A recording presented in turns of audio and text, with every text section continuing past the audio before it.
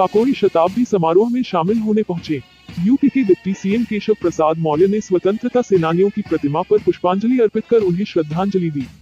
इस दौरान deputy CM Keshav Prasad Maurya ने कहा कि आगामी 13 अगस्त से 15 अगस्त तक हर घर तिरंगा लगाने का अभियान चलाया जाएगा।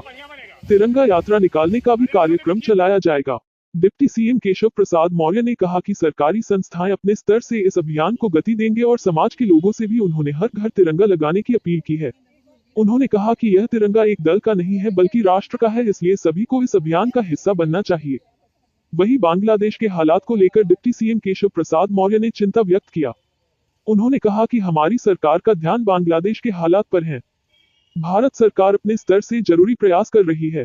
डिप्टी सीएम केशव प्रसाद मौर्य ने कहा कि इस परिस्थितियों को देखते हुए मजबूत भारत और मजबूत भाजपा जरूरी है। उन्होंने कहा कि भारत जिस मजबूती के साथ आगे बढ़ रहा है उसी तरह से बढ़कर विश्व में महाशक्ति के रूप में उभरेगा। डिप्टी सीएम केशव प्रसाद मौर्य ने बांग्लादेश के हालात को लेकर विपक्षी दलों के नेताओं द्वारा की गई 5 बयानबाजी का इशारों में जवाब दिया। उन्होंने कहा कि जिन लोगों को मजबूत भारत, आत्मनिर्भर भारत बनना पच नहीं रहा है, वह इसमें अड़चने लगाने की कोशिश कर रहे हैं। 2 दृष्टियों से महत्वपूर्ण है। आज काकोरी कांड के शताब्दी वर्ष की शुरुआत है। काकोरी कांड से जुड़े हुए अपने महान पुरखों को, स्वतंत्रता संग्राम सेनानियों और बलिदानियों को प्रणाम करता हूं, नमन करता हूं। और 9 अगस्त 1925 को संपूर्ण क्रांति के लिए अंग्रेजों भारत छोड़ो का ऐलान करने वाले राष्ट्रपिता महात्मा गांधी जी का भी स्मरण करता हूं।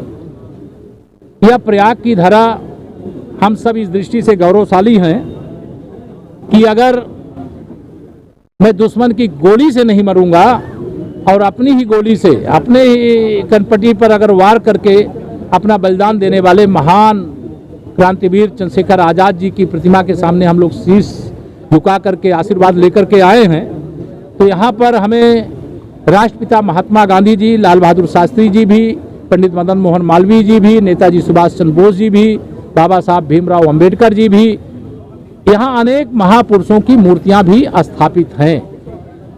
मैं यह जो शताब्दी वर्ष है, इसमें सरकार का फैसला है कि हम इस शताब्दी वर्ष को धूमधाम से मनाएंगे।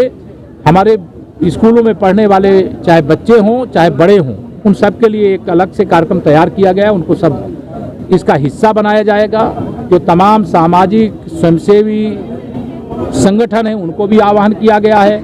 हमारे जो महापुरुष हैं, जैसे आज आप बैंड की धुन यहाँ पर देख रहे हैं क्रांतिकारियों के सम्मान में, यह धुन इस शताब्दी वर्ष में लगातार सुनाई दे, इस संबंध में भी सरकार विचार कर रही है। और 13 अगस्त से 15 अगस्त तक हर घर तिरंगा लगाने का एक अभियान अमृतकाल की तरह, जैसे अमृत महोत्सव वर्ष में हर घर तिरंगा लगाने का अभियान चला था, वैसे ही इस वर्ष भी हर घर 15 अगस्त तक तिरंगा लगाने का अभियान चलेगा। तिरंगा यात्रा निकालने का कार्यक्रम चलेगा। जो सरकारी लोग होंगे वो करेंगे, जो स्कूल से जुड़े हुए लोग करेंगे, पार्टी से जुड़े हुए लोग करेंगे, क्योंकि ये तिरंगा कोई एक दल का नहीं, ये राष्ट्र की पहचान है।